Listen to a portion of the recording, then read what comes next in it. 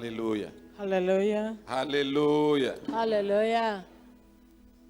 We are blessed again Twongeye turahaguruka to be in your presence kugira ngo tuze mu kubaho and the kwawe presence of the Almighty God. kandi mu kubaho k'Uwiteka Imana. In the morning, I only introduced my wife, but I feel he should just say hello to us this morning. Mu gitondo nari nababwiye ko ndi kumwe n'umufasha wanjye ariko ntabwo yari yigeze agira icyo ababwira. Hallelujah. Hallelujah. Yeah, please. Karibu mama. Her name is Beatrice. Yitwa Beatrice. Her name is Beatrice. Just praise the Lord. Torero ry'Imana, Imana ishimwe. Hallelujah. Hallelujah. God bless you. Imana ibahe umugisha. Amen.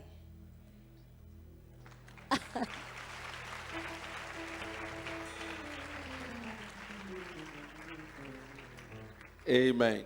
Amen. We are so blessed to be with you. Turanezerewe kuba turi hagati And yanyu I thank God for Apostle kandi ndashima Imana Gitwaza, who kubw'intumwa extended his Gitwaza love to us, kuba yaradukunze bihebuje that even in this land we can come near him ndetse no muri ubu butaka butari ubwacu tukaza tukamwegera and be under the grace God has put on him. kandi munsi ya Kristo Imana yaraduhuje. I thank God for the great heart he has given him. Ndashima Imana kubw'umutima wagutse yamuhaye I say may God bless him all the kandi days ni of ukuri his mpora life. mvuga ngo Imana imuhe umugisha utagabanyije. Amen. Amen. I thank God also for my beloved brothers and sisters that are here working with him, the Ndashima bishop and the pastors. Ndashima Imana kubwa bene data bashiki banje bakorana nawe bamufasha umurimo, abashumba ndetse n'ababishop And all the care and assistance from Tuesday till today, from them, the love they share and the smiles they give to me since I came here. n'urukundo sir. ruhambaye cyane baduhaye guhera kuwa kabiri, baransekera, baranyakira, baranganiriza, bamfata neza nkagubwa neza nkumva ndi iwacu. Hallelujah. I Hallelujah. must acknowledge the great man also that is in the church this morning. Kandi nukuri ndongera kwakira umukozi w'Imana uri hagati yacu, A missionary still at his age, he's still a missionary. umuvugabutumwa Reverend ibihe Robert. byose ahora ari umuvugabutumwa, mwene data Robert. And I think I'm privileged to witness his presence with us this morning. Kandi nukuri ndamwakiriye ari hagati yacu muri iki gitondo. Some people clear the bush, Hari abantu baje bagatemagura ibigunda and some people enjoy the path they have cleared. abandi babakurikiye bakaza bakaryoherwa no kunyura mu nzira baharuye. I think Robert cleared for some of us Ndatekereza to ko Robert pass. w'icyo yakoze yaraje atemagura ibigunda ducira inzira. Hallelujah. In heaven, I think there will be some people in front, some will follow, and some will follow. There will be a line in heaven. Ndatekereza ko mu ijuru hazaba hariho urutonde, bamwe bakabanza abandi bakaba bakurikira uko bagiye bakora.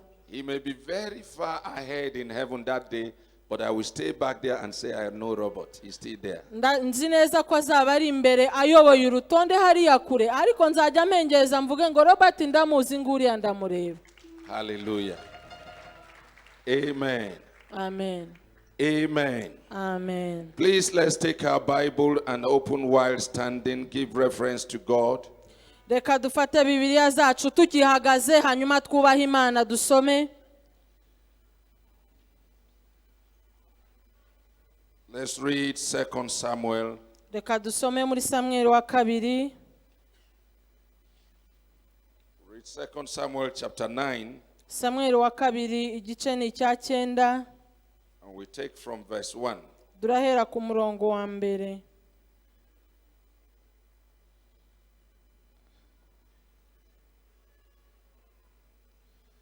And David said, Buje Dawidi arabaza, Is there yet any that is left of the house of Saul, that I may show him kindness for Jonathan's sake? mbese hari uwasigaye wo mu muryango wa Sawuli ngo mugirire neza ku bwa Yonatani? And there was of the house of Saul a servant whose name was Ziba.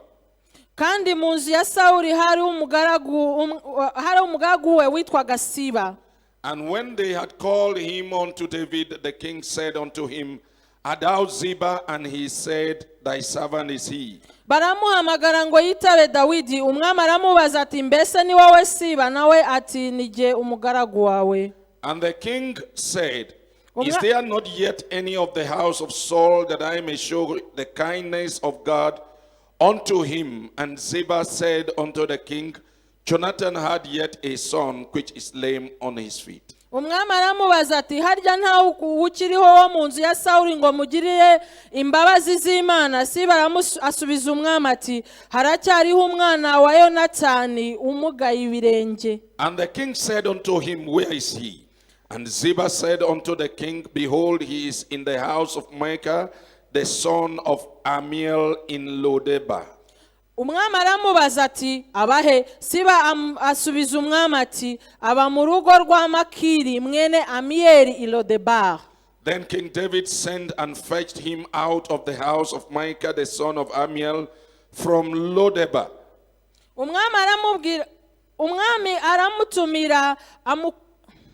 aramutumira amukura mu rugo rwa Makiri mwene Amiyeli i Lodebar.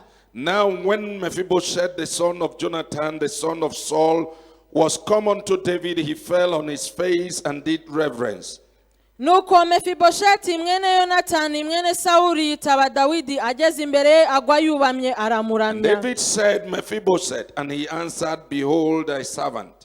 Maze Dawidi aravuga ati Mefibosheti, aritaba ati karame umugaragu wawe ndi hano. And David said unto him, Fear not, for I will surely show thee kindness for Jonathan thy father's sake, and will restore thee all the lands of Saul thy father, and thou shalt eat bread at my table continually. Dawidi aramubwira ati humura kuko ntazabura kukugirira neza ku bwa so Yonatani, kandi nzagusubiza imisozi yose n'inyarurembo ya sokuru Sawuli, kandi uzajurira ku meza yanjye iminsi yose. And he bowed himself and said, Why is thy servant that thou should look upon such a dead dog as I am? Nuko aramuramya aravuga ati umugaragu wawe ndiki kunyitaho kandi ni intumbi y'imbwa. Then the king called to Ziba, Saul's servant, and said unto him, I have given unto thy master's son all that pertain to Saul and to all his house. Umwami ahera ko ahamagara Siba umugaragu wa Sawuli aramubwira ati ibyari ibya Sawuli byose n'ibyabo mu nzu ya bose mbigabiye mwene shobuja. Hallelujah. Hallelujah. Everlasting Father, I thank you this morning. Data wera mukuru nyiribihe mfashe iki gitondo. Your grace has brought us together again for your work. Kandi nyakubahwa bene data baje kugira ngo babone gukora kwawe n'imirimo yawe. We ask this morning that in the name of Jesus you work on our hearts and clear us, O God, to receive the healing that is due us in the season.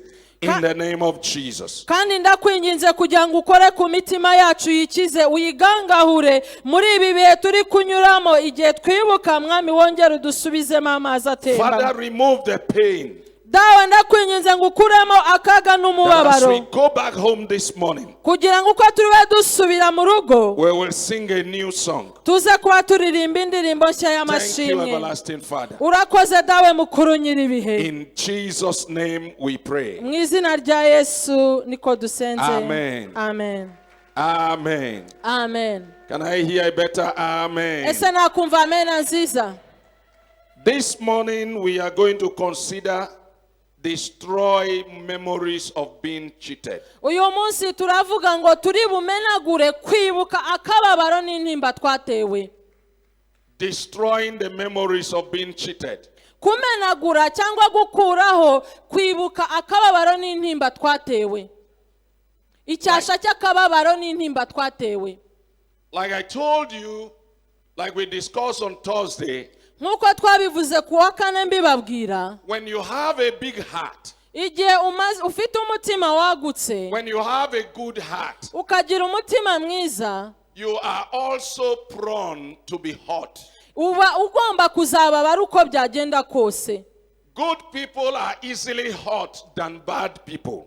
abantu beza barakomereka kuruta abantu babi, Because bad people scared people away from themselves. kwa ko abantu b'imico mibi batuma abantu babahunga.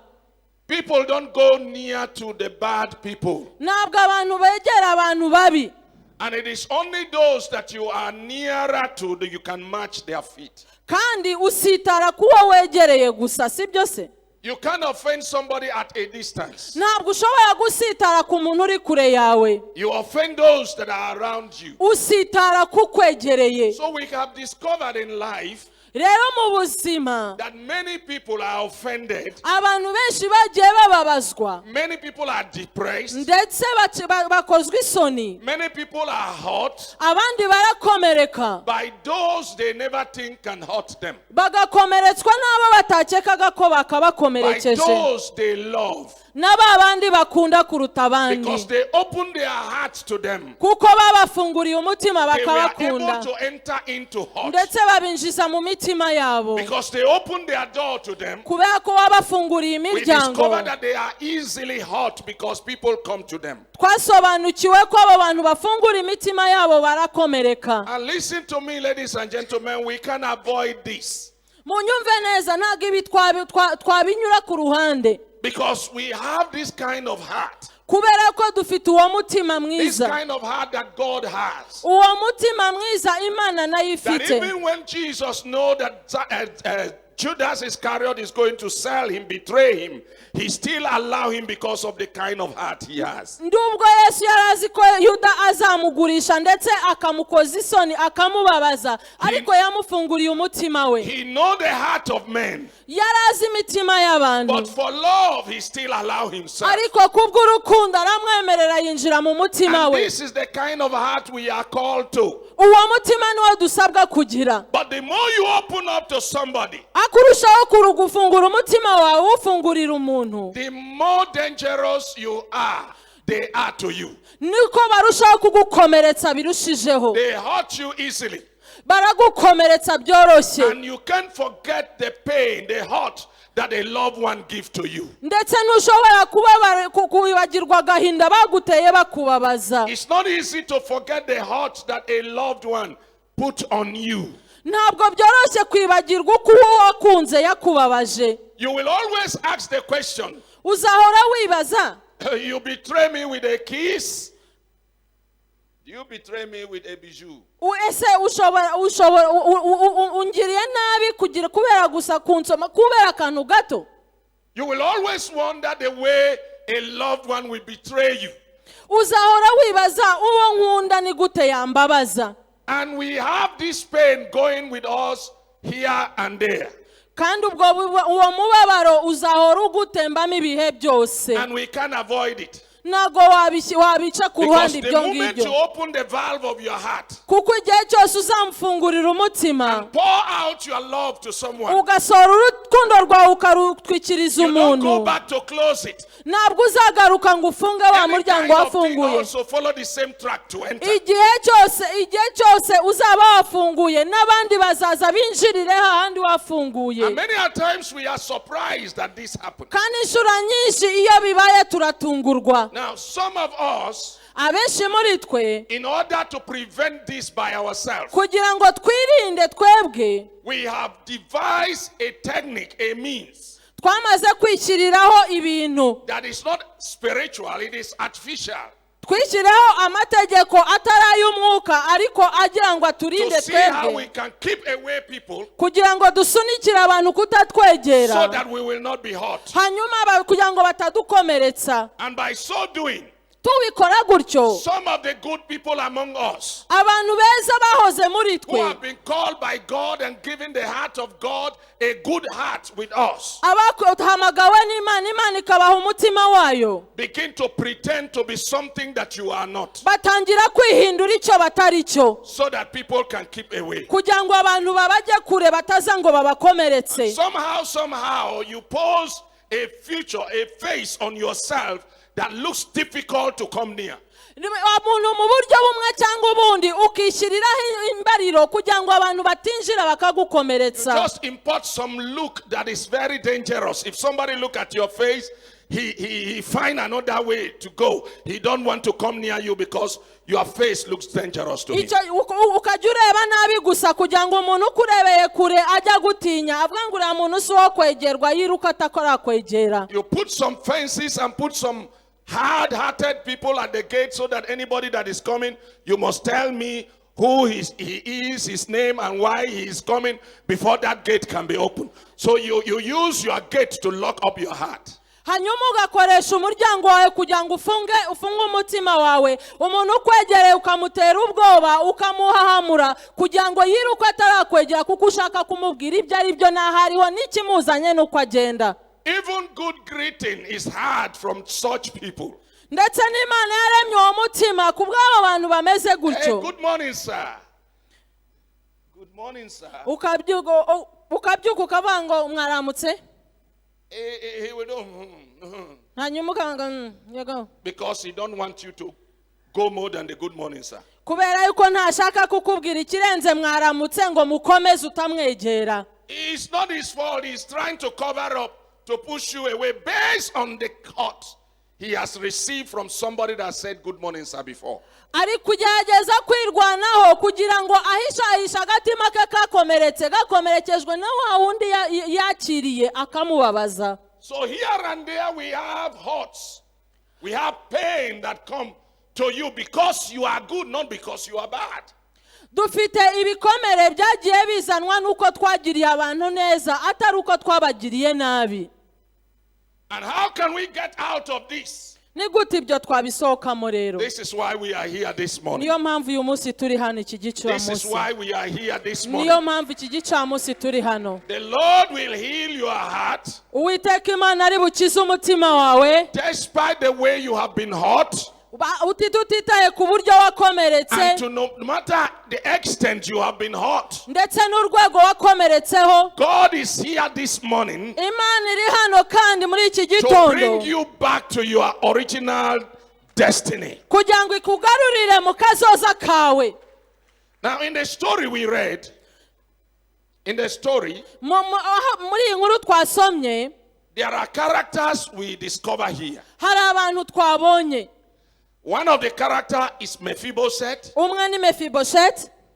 Mephibosheth is the son of Jonathan, the son of Saul. Mephibosheth yari umwana wa Yonatani, Yonatani akaba umwana wa Sawuli. This guy is lame not because he was lame from birth. Mephibosheth yararemaye ariko ntiyaremaye akivuka. But there were an instance, situation caused him to be lame. Ariko hari ibyamubayeho bituma mugara. When he heard of the death of his father and his grandfather the same day, yumvise sekuru na se bapfiriye umunsi umwe. When the news came back to him, igihe izo nkuru bazimuzaniraga, the Bible said the whole house was in shambles. Bibiliya iravuga ngo inzu yose yahise ihinduka ikiriyo. And they were running for their life. Mu gihe abantu birukankaga bajya ngo bakize amagara yabo. At his youth age, muri icyo gihe yakiri muto cyane, his nurse carried him, hanyuma umugaragu waramwikorera, intending to run away with him, ashaka kugira ngo amuhungane, and he fell off from his back. arangije ava ku bitugu bye yitura hasi. As he fell off,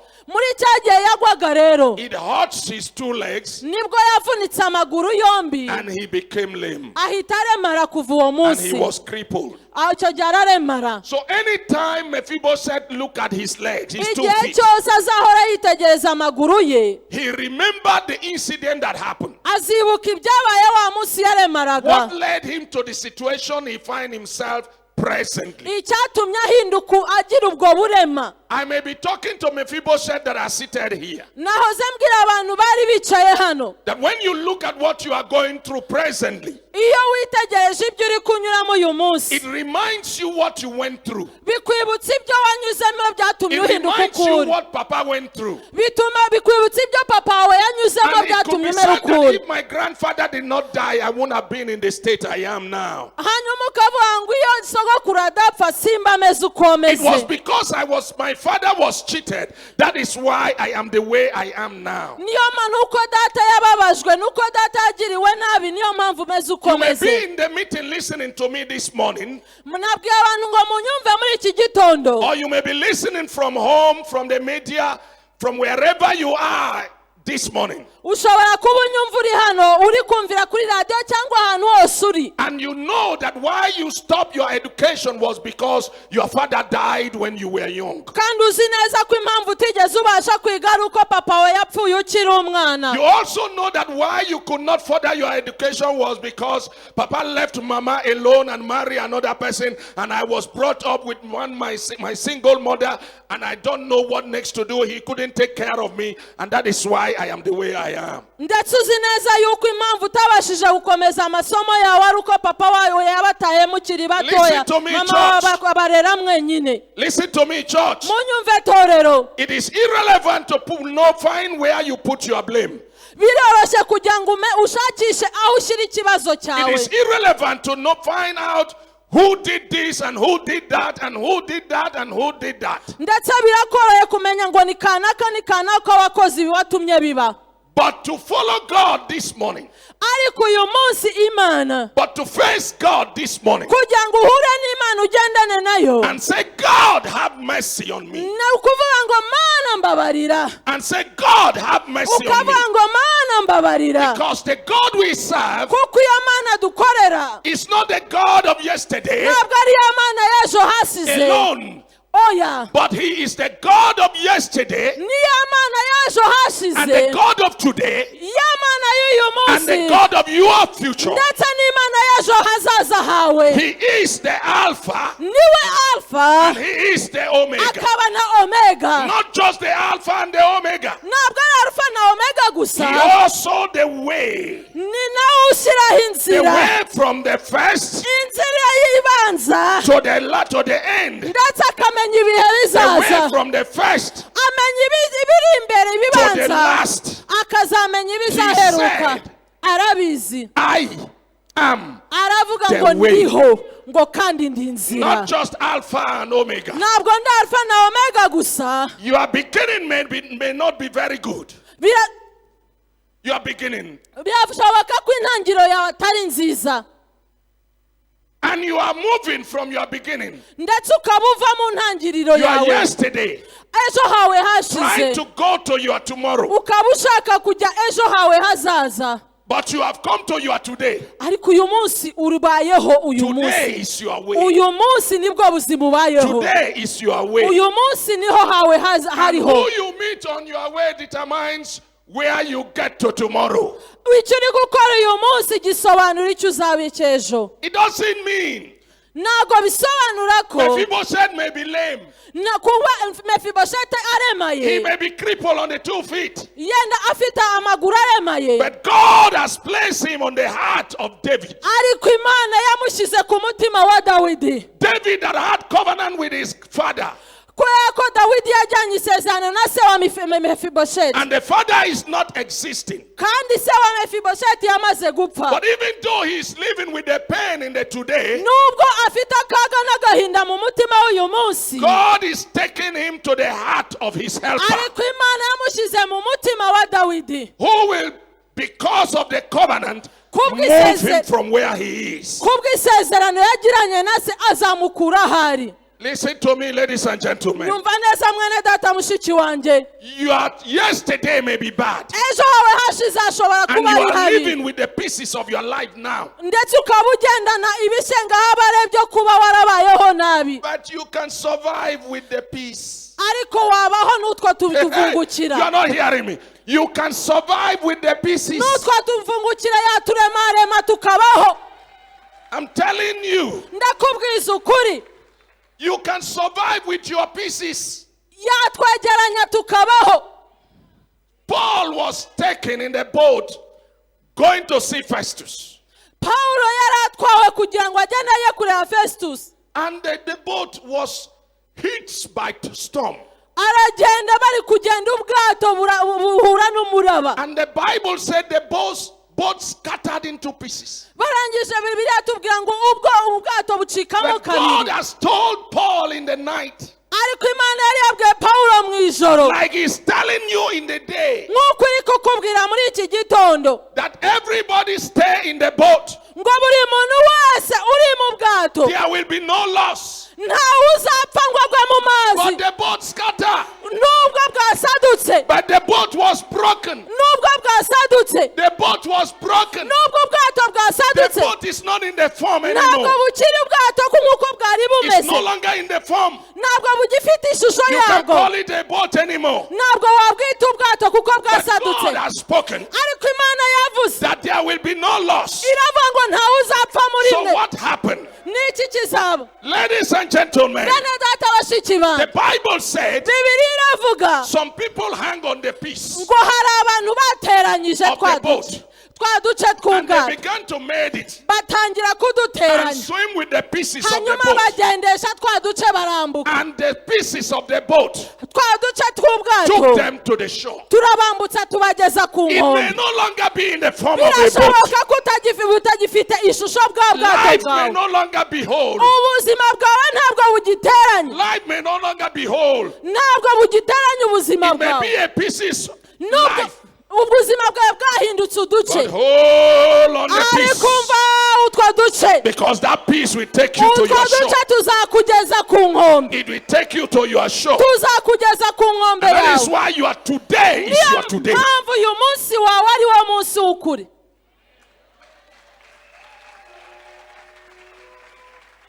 Now I want you to listen, brother. ndashaka ko munyumve neza bene I data want you to listen to me. munyumve neza Mephibosheth came back. mefibosheti aragaruka He was brought to Jerusalem. agarurwa i He yerusalemu met with David ahura na dawidi and there was restoration. hanyuma habaho gusanwa He was taken from Lodebar bamukura lodebar and brought to Jerusalem. bamugarura i yerusalemu Now, Lodebar lodebar is a place of no communication. ni ahantu hataba itumanaho That's the meaning. niko bivuga And a place where no green things grow. ahantu hatera icyatsi na kimwe That's Lodebar. aho niho lodebar niko Now, I bivuga want you to understand this. ndashaka ko musobanukirwa iki They took Mephibosheth bafashe mefibosheti from his baramujyana house, bamukura mu nzu took him y'ibwami to a place bamujyana ahantu of no communication hataba itumanaho and dump him there. barahamujugunya But they dump him with somebody. bahamujugunyana n'umuntu Church, are you still there with me? ese turacyari kumwe Are you still there with me? turacyari kumwe God bless you. imana ibaha umugisha They dump him with another man aho bahamujugunyana n'undi mugabo that is called Micah. uwo nguwo yitwaga makir Listen, umva Makir makir means business, bivuga ubucuruzi means border, business. bivuga ubucuruzi ndengamipaka But now, hanyuma they have carried a crippled man bafashe wa muntu uremaye and dump on him. bamujugunya kuri makiri So Makir also, ni ukuvuga ngo makiri nawe though have 2 legs, nubwo afite amaguru abiri yombi mazima also crippled. ariko nawe aramugaye turi kumwe Are you with me? se turi kumwe I don't know how many of us here ntabwo nzi uko mungana hano that a chronic sickness has spring up in your family before. abantu bafite indwara idakira mu muryango wanyu ndetse ikabafata ikabamugaza If there is love in your heart, niba hari urukundo mu a mutima wawe man of big heart, umuntu ufite umutima wagutse the moment the sickness come up in your house, igihe umunsi ya ndwara cya kiza cyazaga mu rugo rwawe every other program is scattered. ibintu byose byarahagaze Are you hearing me? muranyumva Yes. nibyo. So Makiri could not move. Makiri ntiyari akibasha kugenda. He has to take care of this guy. Yagombaga kwita kuri uyu muntu bamuzaniye Because of uremaye. him. Kubera we Makiri is also feeling cheated. ni ukuvuga ngo Makiri nawe yumvise ahemukiwe. Because nobody pay him Kuko ntawe umwishyura akazi for akora. washing up a grown-up man. Kuba ari koza umuntu ukuze. Packing the debts of a big man. Kuba ari gutunganya umuntu ukuze uri kwikoreraho byose akagomba kumukorera isuku. If he will eat, it is him. Niba agomba kurya niwe If he umugaburira. will bet, it is him. Niba ari ukuryama niwe umuryamisha. My brother, my sister, Mwene data mushiki wanjye. my father was sick. Data yararwaye umunsi My umwe. own father was sick Papa ararwara umunsi umwe. to the point that he could not move. Kugera ku rwego atabashaga kwihagurutsa. Are you listening to me? Muranyumva neza. To the point he could not move. Kugera ku rwego atabasha kwihagurutsa. And we will be the one to take care of him. Hanyuma dutangira kumwitaho. We are the one to wash him, Tukamuhagira, to pack him up, hanyuma and to tukamwambika. do everything for him. Ibintu byose tukabimukora kuko If you want to yabyirangirizagaho. move out of the door, Iyo washaka kujya hanze. my father will say, where are you going? Iyo washaka kujya hanze yakubazaga ngo ugiye he noneho.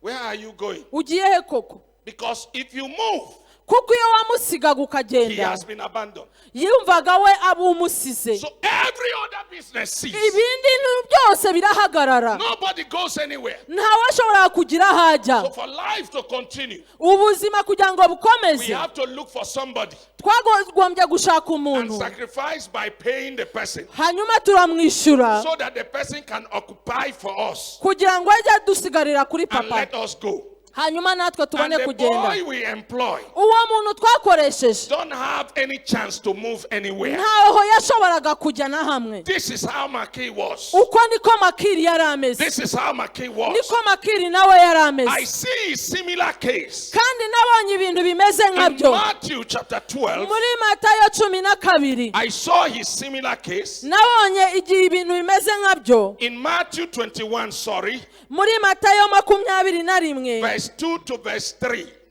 Umurongo wa 2 kugera ku wa When 10. Jesus was about entering Jerusalem, Aho Yesu yari ari kwinjira i Yerusalemu. the Bible said Bibiliya he iravuga. asked his disciples Abaza to abigishwa go be into the city ngo bagende binjire and they mu will murwa. find a donkey Hanyuma bamushakire indogobe. that is tied up Iyo ndogobe ikiziritse. with his clothes beside him. Icyo gihe nibayigera iruhande. Listen to me, church. Munyumve torero.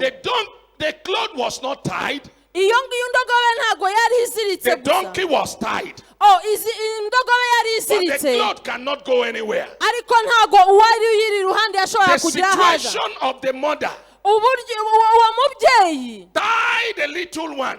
Uwo mubyeyi kubera umwana. Even when others are going out, Nubwo abandi bose bagenda. looking for life to enjoy, Bakajya gushakisha ubuzima no this other one kuryoherwa. cannot go Ariko anywhere. uyu ntaho yashobora He kujya. was beside the mother Kubera kuretse because of the umubyeyi. condition of the mother. Kubera umubyeyi. Ladies and gentlemen, Bene data bashiki I may be banjye. talking to you this morning. Yenda ni wowe mbwira iki gitondo. There is a case in your family. Hari ikibazo kiri mu There is muryango something wawe. that has happened in Hari your life icyabaye mu buzima bwawe. that tie up another person Nuko uwo muntu and wundi. doesn't allow you to move. Uwo muntu wundi ntashobora gutuma ugenda kubera ko Nobody afite is ikibazo. paying you.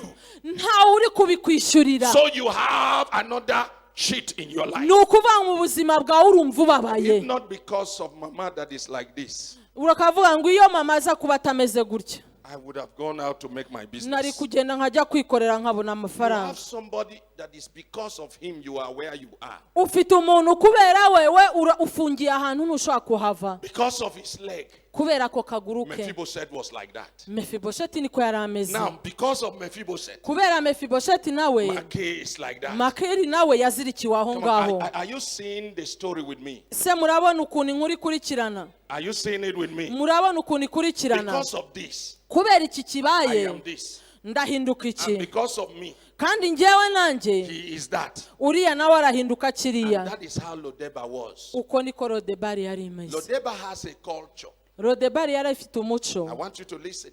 kandi munyumve neza. Lodeba has a culture. Lodebari yari ifite A umuco, culture of cheat. umuco w'akaga A n'agahinda, culture of cheating. umuco w'akaga You n'agahinda. cheat me, Ukankomeretsa another person. nkakomeretsa undi and muntu, he will cheat another person. nawe agakomeretsa undi. So it was a culture of cheating to survive. Bwari uburyo bwo gukomeretsanya ngo babashe It kwibeshaho. was a culture of cheating to survive. Bwari uburyo bwo kubeshyana no gukomeretsana Anybody kugira ngo that is babibaze. there Buri muntu wese wari uhari will top up. yageragezaga He will top up yageragezaga so that I kongera can make it. kongera kugira ngo And bikunde, once you top up to make it, kandi igihe cyose the wongereye other kugira person ngo will top bikunde, up to make it. n'akana kakazana ibye kugira And ngo the other bikunde, person will top up to n'undi make it. akazana ibye kugira ngo So bikunde. life in Lodeba was very expensive. ubuzima bwa Lodebari bwari buhenze cyane. Church, are you still with me? Muranyumva? Are you still with me? Muranyumva So torero? life becomes so expensive. Ubuzima buhinduka ubuzima buhenze cyane. Everybody look for a place to go Buri muntu wese yashakishaga aho yigira so that they can survive. kugira ngo babashe Because kubaho. in Lodeba, Kwa muri Lodebari everything is very ibintu expensive. byose birahenze cyane, Things are very tough. ibintu To biragoye, survive is very kugira hard. ngo habe You biragoye, must cheat to ndetse survive. kugira ngo habe urakomeretsa mugenzi wawe. cheated. Mefibosheti Don't yarahemutse, dare. The other man cheated bamujugunyaho, and he was also remaining there. n'uwagombaga kumwitaho And arahaguma. it is what you have you give. Ibyo ufite nibyo wagombaga You gutanga, can't give what you don't have. ntabwo ushobora gutanga icyo If you udafite. don't have love, you can't give Niba love. udafite urukundo ntabwo Am I warutanga. talking to somebody? Ese hari uwo ndi kubwira? Why you are deprived of certain love is because the person you are living with thinking that he can love you doesn't have love. Niyo impamvu uri kurira ngo ntabwo bagukunda, nuko umuntu mubana adashobora kugukunda, hanyuma nawe nta rukundo afite kugira ngo abashe gukunda. He has a wrong background. Ntabwo yigeze agira You come from a family of love. uva mu muryango wakunzwe, And with your beautiful face, you are going to marry a man ndetse mu buranga bwawe bwiza cyane ukajya gushaka umugabo that come from a cheated home. uva mu muryango wamenaguritse washizeho And now I love ibisenzegere, you in the mouth has joined two of you together. hanyuma Imana ikabahuza, And he depends on your own wealth. kandi arashaka kubaho ku bukire And bwawe. by the time he can buy a good tie and put on his neck, he see another woman. Igihe amaze kumera neza, amaze kwambara neza, amaze gusirimuka, akababonye inkumi nziza hanze, And he pack you up and move out of you. akakureka akigira kuri ya nkumi And you nziza. are here crying. Aha ngaha urahari uri If kurira not because the man left me. kubera yuko uwo mugabo yagusize. If not because the man left me. Iyo bitaba uwo mugabo wansize, It's not his fault. ntabwo ari ikosa He's rye. coming from a culture of no love. Yavuye mu rugo rudakunzwe. It has put a dent in your own life. Ni ukuvuga ngo mu buzima bwawe hajemo icyasha. And you are regretting every day. Uyu munsi urarira amarira This menshi. morning, Muri iki gitondo, this morning, muri iki gitondo somebody will move out of hari your life. umuntu uri busohoke mu buzima Somebody will bwawe. move you from your Lodeba. Hari umuntu uri bugukure Lodebari And you are yawe, going to experience another love. hanyuma uhure n'urukundo rwuzuye kandi A love you rusesekaye, have never seen before in your urukundo life. utigeze ubona mu buzima bwawe. God will love you to the utmost. Imana iragukunda mu rukundo The rwuzuye kandi Bible says, for rusesekaye, God so loved the world, kuko ijambo ryawe ngo kuko yakunze abari mu isi cyane, because the world needed love. kuko isi yari ikeneye urukundo There has nyarwo. been hatred everywhere. Ahantu hose hari huzuye urwango, We were from background of hatred. twavaga mu miryango yuzuye urwango. So God Hanyuma Imana so loved you. Imana iragukunda byuzuye kandi That he brought you to bisesekaye, this meeting this ikuzana muri iki gitondo muri aya That God materaniro. will do what only Him can do Iyo Mana irakora ibyo yo yonyine ishobora gukora, nta wundi in wabikora. your life this morning. Niuyemerera muri iki gitondo, If you can hear me, shout that amen. niba unyumva vuga ngo amen, Shout that vuga amen. ngo amen. Now listen to me. Nyumva neza, Your freedom depends on another person's freedom. kubohoka kwawe biterwa no kubohoka kundi. Your freedom depends on another man's freedom. Kubohoka kwawe biterwa no kubohoka kundi. When they untied the donkey Igihe babohoraga indogobe for Jesus to ride on, kugira ngo Yesu ayigendereho, the cloak was also released. noneho n'igihe n'icyana cyari cyo And he was cyararekuwe, also following the mother. hanyuma icyana cy'indogobe nacyo gikurikira As mama Jesus wacyo. was riding on a donkey to Jerusalem, Uko Yesu yagendaga ku ndogobe kugira ngo ajye i Yerusalemu, I can see the cloak looking left and right and was following the mother smiling. nabonaga icyana cy'indogobe kireba iburyo n'ibumoso kigenda kwako cyabonye umudendezo. Uyu munsi iki That gitondo, situation in your home, ubwo buzima uri kubamo mu that rugo, situation in your business, ubwo buzima uri kubamo mu that condition in your bwawe, environment ubwo buzima that bukuzengurutse, tie you up ubwo buzima bukuboshye, is released in the name of Jesus. bubohoke bukubohore mu izina rya Yesu. You must come with me from faith. Ushobora kuzana nanjye tukagendana mu You kwizera, must come with me from faith ukazana nanjye tukagendana mu to kwizera, believe what God is saying. tukagendana tukizera ko Imana ihora ari If imwe, you walk by sight, kuko nugendera ku byo ubona you will walk with the scars in your body. uzagendana inkovu nyinshi cyane mu buzima Because bwawe, nobody forgets memory. kuko nta muntu ushobora kwibagirwa ibyo Your yanyuzemo. memory is still there.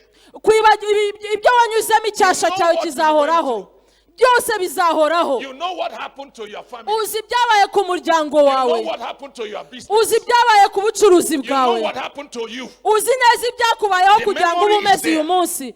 Uyu You munsi cannot urabizi, forget it. ntabwo But uzabyibagirwa, that thing that stink in the memory, ariko icyo cyasha kiri mu by'ibyo wibuka, that thing that hurts in the memory, icyo cyasha kigukomeretsa buri that munsi, makes you anytime you remember, gituma buri gihe uko wibutse all your nerves drop strength. uhita ubabara, akaga kakaba kenshi mu buzima And you bwawe, become tired. ukumva urarushye, It looks as if you can't move from where you ukamera are. nk'aho ukumva urarabye, ukaba very udashobora thing kugenda. Icyo ngicyo Is what God will unplug this morning. n'ikimana iri buza irandure mu buzima bwawe, And you don't see it with eyes. ntabwo ushobora kukibonesha amaso, You only feel it. urabyumva. So I want to tell you this morning Ndashaka kubabwira muri iki gitondo, that it is only faith ni ukwizera gusa that heal feeling. gushobora gukiza amarangamutima yawe. You want me to say it again? Nongere mbisubiremo, It is faith ni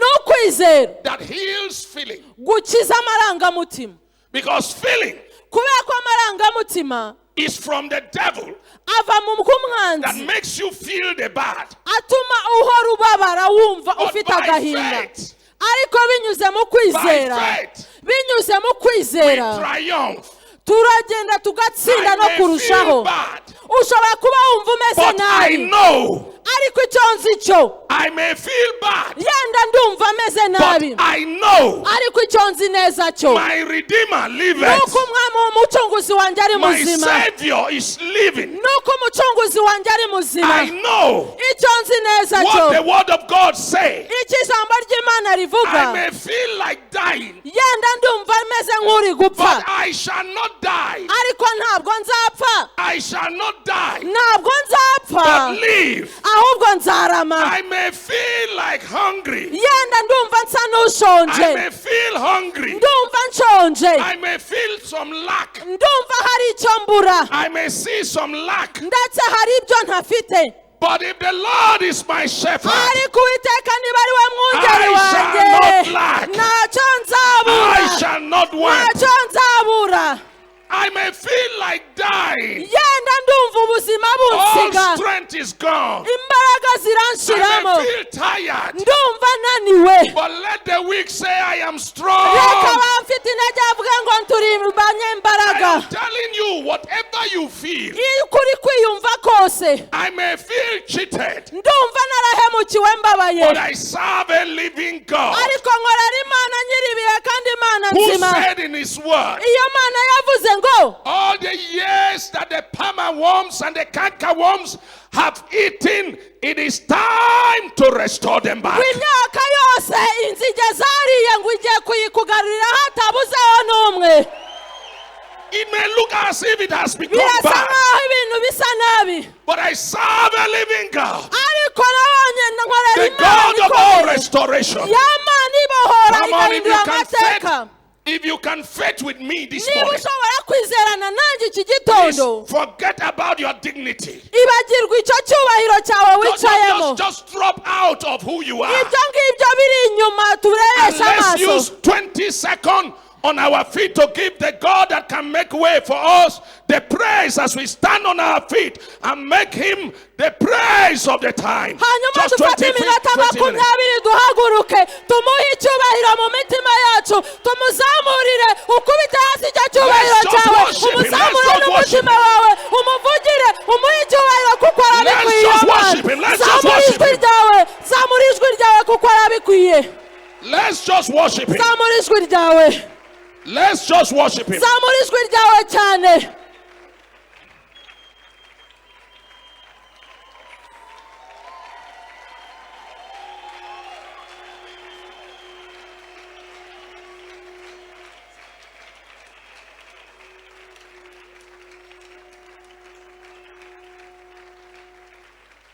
Luke chapter 4 verse 18.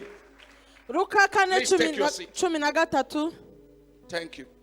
murakoze mwiyicarire. Luke chapter 4 verse 18. Luka igice cya 4 umurongo wa 13. Luke chapter 4 verse 18. Luka igice cya 4 umurongo wa 13. It says, Haravuga the Spirit of the Lord is upon me, because he had anointed me to preach the gospel to the poor. He had sent me to heal the brokenhearted, to preach deliverance to the captive, and recovering of sight to the blind. Chapter 4 verse 18. To set at liberty them that are bruised. umwuka w'Uwiteka ari muri nje nicyo cyatumye ansigira kugira ngo mbwirize abakene ubutumwa bwiza. yantumye kumenyesha imbohe ko zibohorwa n'impumyi ko zihumuka no kubohora ibisenzegeri no kumenyesha abantu iby'umwaka umwami agiriyemo imbabazi. Amen. To preach the acceptable year of the Lord. And it goes to 21 and says, this day is this scripture fulfilled in your ears. No kumenyesha abantu iby'umwaka umwami agiriyemo imbabazi. Hanyuma ku murongo wa 21 hakavuga ngo nuko atangira kubabwira ati uyu munsi ibyo byanditswe bisohoye mu matwi yanyu. Amen. And he hand over the book to them. Arangije abasubiza umuzingo. Why did he give them the book? Kuki yabashubije umuzingo? Because you must find out your position in the word that is preached to you. Kubera yuko ugomba kumenya aho uhagaze muri iryo jambo bamaze kukubwiriza. It is not in me to operate you with scissors to put deliverance into you. Ntabwo ari jyewe nzaza kugira ngo nkubohore hanyuma mbanze kukubaga nkoresheje umukasi n'ibindi byuma. Oya, ugomba kubyishakira. But when the word of God is preached to you, ariko ijambo ry'Imana igihe cyose rikubwirijwe, your excitement to receive, uburyo uryakira unezerewe, your readiness of heart to believe, uburyo umutima wawe witeguriye kubyizera, separates you from your former life. nibwo bugutandukanya n'ubuzima bwawe bwa kera. Because the word is called gospel. Kubera yuko ijambo ryitwa ubutumwa bwiza. It is good news. Ni ubutumwa bwiza. There are some news you hear, you become alive. Hari ubutumwa ubona ukongera ugasubizwamo And there imbaraga. are news you hear, you die. Hari n'ayandi makuru ubona akakwica. It happened to Eli. Byabaye kuri Eliya. When Eli heard of the news Igihe yumvise amakuru that the ark of God was taken to captivity, yuko isanduku y'Imana yari itwawe mu the Bible bunyage, says he dropped Bibiliya iravuga ngo yaguye and ikiraba fell off his chair hanyuma aragwa and break his neck, hanyuma arakomereka avuna ijosi arapfa. and he died. Arapfa. Are you listening to me? Muranyumva neza? But when Jacob heard that Joseph was alive, ariko igihe Yakobo yumvise yuko when Yosefu yari Jacob ariho, heard that Joseph was alive, yumvise ko Yosefu akiriho, the Bible says he was revived. Bibiliya iravuga ngo asubizwamo imbaraga. I am here to tell you this Ndi morning. hano kugira ngo nkubwire muri iki gitondo, If you are excited, I'm here to tell you this niba morning unezerewe ubiryohewe ndiye kukubwira muri iki that gitondo, your future, your destiny is coming back to you. ejo hawe hazaza kazoza kawe That karakugarukiye. the stigma of your former life is blotted out. ubuzima bw'ejo hawe hazaza burakuzamo The icyananiranye pain of your kirasohoka yesterday is wiped away akaga k'ejo hashize gakuweho by the blood of Jesus. gakuweho n'amaraso ya It is yesu wiped away. gakuweho Your Mephibosheth have been taken care of. hari abantu bagombaga gufata kwitaho Your Mephibosheth have been taken care of. mefibosheti wawe yitaweho And nothing is hindering you anymore. nta kintu na kimwe kikubuza gutera imbere It is your time to shine. ni igihe cyawe cyo kugira ngo It is urabagirane your time to move in. kugira ngo uve mu ivu uzamuke Somebody shout amen. vuga ngo amina. Now the last person I will consider here uyu muntu wa nyuma ngiye kuvugaho hano was Ziba. yari siba siba niwe ngiye kuvugaho. Ziba was another man that was cheated siba nawe yarahemukiwe by his own feeling of being cheated. yahemukiwe n'amarangamutima ye nawe yababaye. Do you know that somebody may just feel that he is unfortunate? uzi yuko umuntu ashobora kumva ibyamubayeho bitakagombye kuba byarabaye When nobody have done anything to him. ndetse nta n'uwabimukoze Just your feeling. ukumva amarangamutima yakubwa ariko ibi ntago byakagombye kubaho. Are you listening to me? muranyumva? Ziba was fortunate. siba rero nawe byamubayeho yumva amarangamutima Ziba is the type warakomeretse. of man you see at the corridor of every government. ni urugero rw'abantu uhora uhura nayo ahantu ugenda hose. He was in the corridor of Saul, serving Saul. yahoraga muri koridoro cyangwa se mu nzira z'aho ngaho Now mu David has bwami. taken over. igihe noneho umwami dawidi yazaga Ziba is also around David. yahoraga agendagenda iruhande rw'umwami. But when things happen negatively, ariko ibintu iyo bibaye bibi he carried the man igihe byabaga bibi and took yarateruye him somewhere. yateruye wa muntu ajya kumujugunya But this is ahantu. the same person he was answering sir to. ariko uwo muntu uwo wateruye wa mwana akajya kumujugunya ahantu niwe wahoraga avuga ngo He nyakubahwa. dumped him aramujugunya and looked for greener pastures. atangira kujya kwishakira ubwatsi bwiza. Listen to me, church. munyumve torero, There are people who are always blessed in the company of big men. hari abantu bahora banezerewe no guhora bari mu gicucu cy'abantu bakomeye. With this minister, they are there. iyo abantu bakomeye yaba baba bahari akaba When you see arahari, the other big man, he is there. wa muntu ukomeye yaza akaba arahari, And he know all the big pastors. kandi abapasiteri bakomeye cyane He niwe is ubazi. always everywhere. igihe cyose aba ahari ari kumwe He nabo. was blessed with opportunities. abashaka amahirwe kugira ngo But your aboneke, blessing does not depend on your opportunity. ariko ntabwo imigisha yawe izagendana It n'amahirwe yawe, depends on your heart. bizagenderwa n'umutima wawe. Are you hearing me? muranyumva? Ziba siba enjoyed the presence yakundaga kuba of men that matter.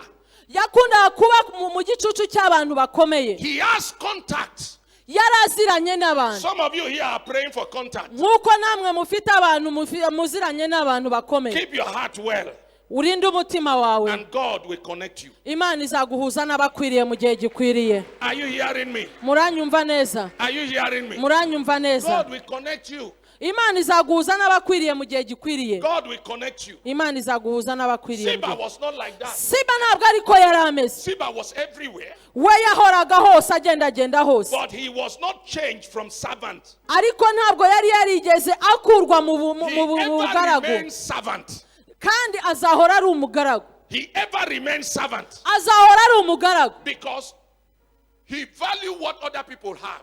kubera yuko ahora yita ku byo abandi If bantu he sees bafite. somebody drive a big car, yabona umuntu atwaye imodoka nziza who is that? Who is that? akavuga ngo uriya muntu uri muri cya kimodoka cyiza ninde? Who is his friend? ese inshuti ze ni bande ngo Once you mbamenye? mention, wavuga inshuti z'uwo muntu he will find ukomeye, his way. akiyaranje, Connect this person akinjira and muri connect ba this bandi, person. akamenya ba and we bandi, get the contact. hanyuma akabona my kontakte name z'uwo is muntu, Ziba. akavuga ngo rega nitwa I'm the siba, one that served this niba one. utarunzi nakoreraga And hariya, your friend like nakoreye this know me. sawuru, This your other friend know me. nuriya akana karanzi And the turaziranye other one will n'inshuti say, yanjye. if he know you come around me, he will now begin to follow him. hanyuma agatangira gukurikira wa And he will muntu now begin ukomeye, to go around him. agatangira But he kumukurikira, lack a big heart. ariko nta mutima wagutse afite. You don't have a big heart. nta mutima wagutse afite, You don't have a good heart. nta mutima mwiza afite. If you have something Niba hari ikintu you ufite want to take, arashaka add kukikwambura, to what he has. arashaka kukigira But iki, he will never change his look. ariko ntazigera ahinduka n'umunsi Because n'umwe. if he just look rich, Kuko niba ugaragara he feel nk'ukize, that people will abandon him. nadakira azibwira yuko abantu bazamusiga. Church, if you are like Ziba, change. Niba umeze nka Siba, ndakwinginze hinduka. Don't pretend to be pitied. Ntukajye ugerageza kuba uwo utari we, Because nobody will pity you at the end. kubera yuko nta muntu uzakugirira imbabazi byose nibigaragara. I see Ziba Njye mbona in the Siba picture of Judas Iscariot. nkamubona nka Yuda Iskariyoti. I see Ziba in the picture of Judas Iscariot. Siba njye mubona nka Yuda Iskariyoti. Judas Iscariot did not start by selling Jesus. Ntabwo Yuda Iskariyoti yigeze ahagarikwa kugurisha Yesu, But if he see any better thing he wants. ariko icyiza cyose yabonaga yaragishakaga. The Bible told us that somebody poured better oil on Jesus and the oil was giving good perfume. Bibiliya iravuga ngo umuntu yaraje asuka amavuta y'igiciro cyiza, umubavu w'igiciro cyiza kuri Yesu, And he poured it and it was giving good fragrance. hanyuma igihe yamenaga icupa ryawo impumuro nziza iratama. If you read the account in John, Ahangaha muri Yohana nuhasoma you will neza get the right thing. uzasoma ukuri kwabyo. Bible in John said it was Judas Bibiliya iravuga muri John ngo byari Yuda who said wavuze this oil ngo aya mavuta uyu would mubavu have been sold. wakagombye kuba wagurishijwe. So Judas know the market of perfume. Ni ukuvuga ngo yari azi uburyo imibavu ihenda, Judas know where they sell perfume. kandi yari azi n'aho bayigurisha So he ihenze. didn't start by selling Jesus. Rero no gutangira kugurisha Yesu, He started by selling the perfume of Jesus. yatangiye kugurisha imibavu ya Yesu mbere yuko amugurisha, But he never get rich. ariko ntiyigeze akira. Are you listening to me? Muranyumva He neza? never get rich Ntabwo yigeze akira because he has a bad heart. kubera ko afite umutima mubi. After selling perfume, he sell the master. Nyuma yo kugurisha imibavu ya Yesu And he yagurishije died umuyobozi, before the master. He died before the master. kandi yapfuye mbere He y'umuyobozi we didn't bwabo. enjoy his money. Ntabwo yigeze arya aya He mafaranga ngo died ayarye. before Jesus died. Yapfuye mbere ya Yesu. Listen to me. Nyumva neza, If you are here hearing this message, niba uri hano ukaba wumva ubu butumwa, please change your heart. hindura umutima wawe, Go to God this morning genda ubwire Imana muri iki and say, gitondo, Papa, walk on me. ubwira ngo papa I ndakwinginze am like nkoraho, Judas. ndi nka Yuda, I am like Ziba. ndi nka Siba, I covet everything. ibintu byose ndabirarikira, rich. ndifuza ubukire Mind you, budasanzwe. the Bible says, Wowe wibuke ko Bibiliya ivuga godliness with contentment is great gain. ngo kandi ngo kunezerwa by'ukuri ni ukumva unyuzwe, Godliness with contentment is great gain. inyungu y'ukuri ni ukunyurwa n'agakiza If you bigeretseho. have, be satisfied Niba wumva unyuzwe and stop selling other people ukareka kugurisha abandi bantu with your own bashyirishamo, feeling of being cheated. kuko wibwira yuko With bakugambaniye, your own feeling of being cheated. kubera amaranga y'umutima yawe akubeshya ngo This is how I waragambaniwe. see Ziba. Uku niko mbona Siba. So if you look at the whole Cyrano, Uko mwahoraga uko mureba kuri iki you cyanditswe see that twareba, Mr. A cheated Mr. B, murabona uko inkuru imeze. and Mr. B cheated Mr. C, Umuntu arakomeretsa kanaka and it was a kamuhemukira, line up. bikagenda ari uruhererekane, And at last, hanyuma you are cheated by your own heart. nawe ubwawe umutima wawe ukagushuka This ukaguhemukira. morning, Muri iki gitondo there is God hari Imana that can heal your heart. ishobora gukiza umutima wawe. He's the only Savior. Niyo yonyine ifite ijambo rya nyuma He's ku the mutima only wawe. Savior. Niwe ushobora gukiza. Nobody can change your heart. Nta muntu n'umwe wahindura umutima wawe. No medicine can change your heart. Nta muntu wahindura umutima wawe. It is only Him Uretse we wenyine that can change your heart. ushobora kuwuhindura. Only Jesus. Yesu wenyine. I have not seen anybody go to hospital Ntabwo nigeze mbona umuntu ajya kwa and muganga say, heal my feeling. ngo avuge ngo mukize amarangamutima yanjye ararembye. Give me a pure heart. Nimumpe umutima mushya. Give me a pure heart. Nimumpe umutima They mushya. don't give pure heart in hospital. Ntabwo ushobora gutanga umutima wawe kwa They can muganga. transplant another heart for you. Bashobora kuguteramo umutima w'inyama. That one that pump. wa wundi ukora amaraso But the utuma amaraso center of agenda feeling, ariko ikibazo cyawe cyo that center gutsindwa of feeling aho ngaho amarangamutima yawe can ari only be handled by God. ni Imana yonyine yahakora ikahakiza. This morning, Igitondo cya I'm none going to pray for you ngiye kugusengera as I was sent. nk'uko noherejwe. Anywhere you are watching from, Aho hose uri you kuturebera have a pain in your heart. ukaba wumva umutima wawe You umenetse have a kandi sorrow ubabaye, in your heart. ukaba ufite akaga n'agahinda mu You mutima have wawe, gone through life. ukaba wagiye mu buzima You have bukomeye, passed through life. ukanyura mu bikomeye Hard bitandukanye, times have met you. ukanyura mu bikomeye Hard times have met you. ndetse wanyuze mu And bikomeye, you don't know how to do it. ntabwo uzi uburyo Believe wabivamo. the prayer I'm praying now. Wizere isengesho tugiye gusenga nonaha, Listen to me. unyumve neza, Don't be like Zachariah, ntube nka Zakariya who was standing in the presence of God wahagaze mu kubaho kw'Imana, as a custom, akaba wahagarara mu kubaho kw'Imana nk'intumwa igiye kuvugira not abantu, as a believer. akahagarara nk'uje kureba, He ntahagare was nk'uwizera. serving on the altar, Yari ari gutanga igitambo ku not as ruhimbi, a believer, ntabwo yari ahahagaze but nk'uwizera, as a custom. ariko yari ahahagaze He nk'urebera was ibiba. doing what he used to do. Yakoraga iby'umuhango And bisanzwe, he has experienced unanswered prayers for years. kandi yari yarabonye amasengesho asubizwa imyaka So he n'iyindi. also felt that God cheated him. Yageze igihe yumva Imana yaramuhemukiye, But for the sake of the people, ariko kubera abantu they will think that Zachariah has backslided. abantu batari bazi yuko cyangwa bashobora kwibwira ko yasubiye If inyuma, not, Zachariah would have left the church.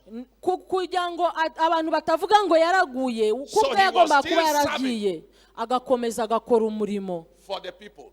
kugira ngo abantu babone ko akiri mu rusengero, Until one day, kugera umunsi umwe the angel appeared to him. marayika w'Uwiteka aramubonekera. Zachariah, who will pray for angel to come, Zakariya wasabaga marayika kugira ngo aze, was afraid of the sight of the angel. hanyuma abonye marayika w'Uwiteka agira ubwoba, Even when the angel said your prayer are answered, hanyuma na marayika amubwiye ngo amasengesho yawe Zachariah yashubizwa, doubt it. hanyuma arabishidikanya Because he has lived with a life of unanswered prayers. kubera ko yabaye mu buzima bw'amasengesho asubizwa This n'adasubizwa. morning, Muri iki gitondo your prayer may have not been answered. birashoboka ko amasengesho yawe atigeze asubizwa, But believe with me as you are ariko watching, wizeranye nanjye ukuri kundeba, because God kuko Imana has come yaje to wipe away your tears kugira ngo ihanagure and amarira settle yawe, the matter of your feeling ihindure and amarangamutima give you yawe, a new heart to serve Him. iguhe umutima mushya kugira ngo ubashe A season kuyikorera, of joy is visiting you. hanyuma ugire ibihe A by'umunezero winjira time of iwawe, peace is coming your way. amahoro atembera iwawe, The salvation of God is by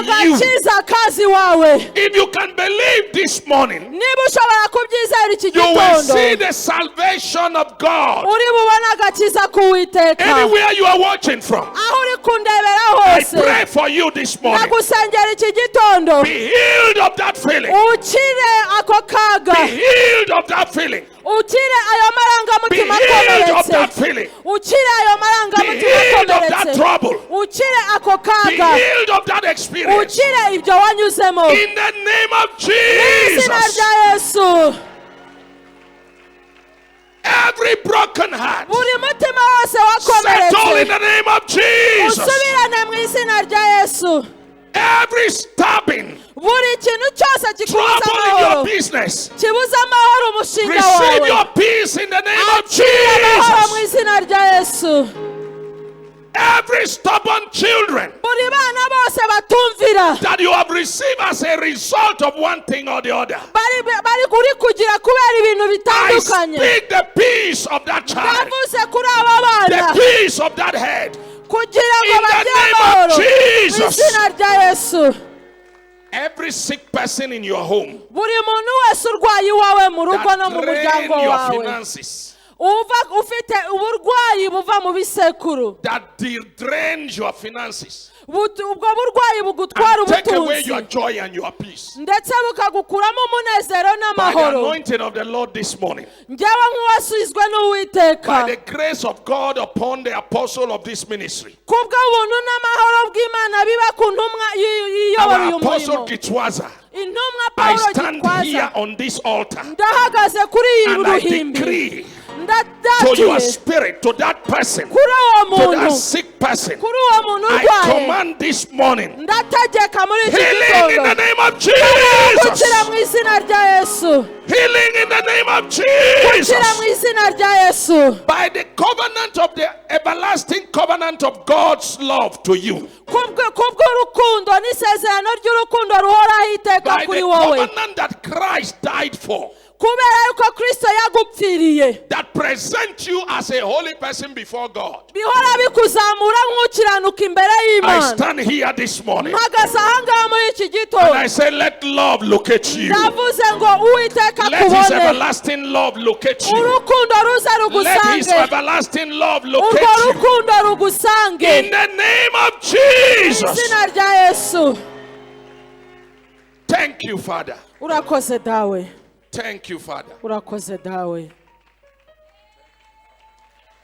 oh hallelujah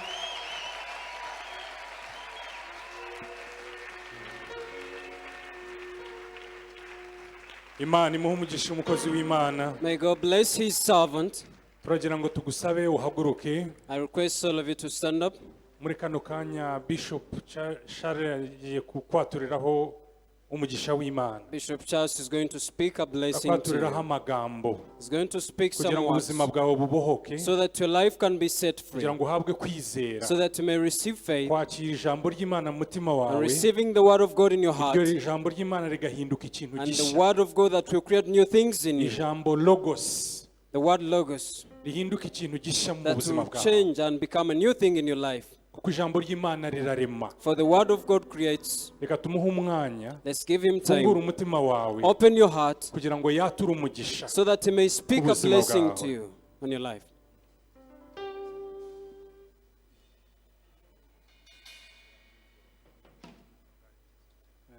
Sorry, please.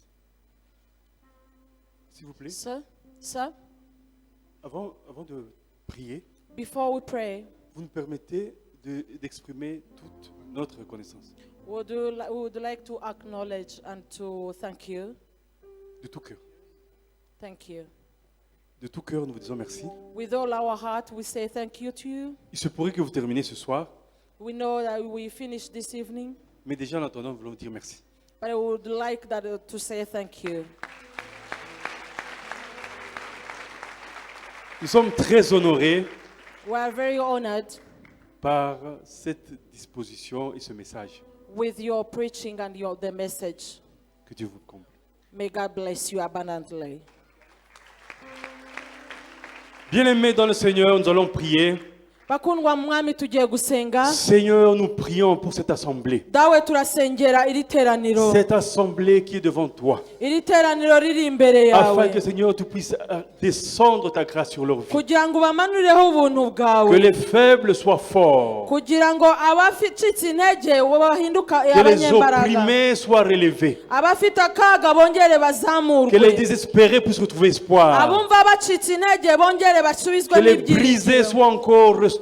abafite imitima imenetse bongere Bénis ton basubize peuple, mu- Seigneur. uha umugisha ubu bwoko Bénis mwami. toute personne en ce lieu. uhume buri muntu wese Bénis toute personne ahangaha qui nous suit. ndetse n'abadukurikiye Bénis ceux qui sont à distance ou ceux qui sont près. ndetse n'abari kure bose ubagereho Assiste les malheureux. ubakoreho abafite akaga Soutiens les affaiblis. ukomeze Accorde abatentebutse grâce à toute personne. ndetse uha ubuntu buri Libère muntu ta grâce wese pour tout le monde. buri muntu wese agerwaho n'imbabazi Nous te zawe le demandons.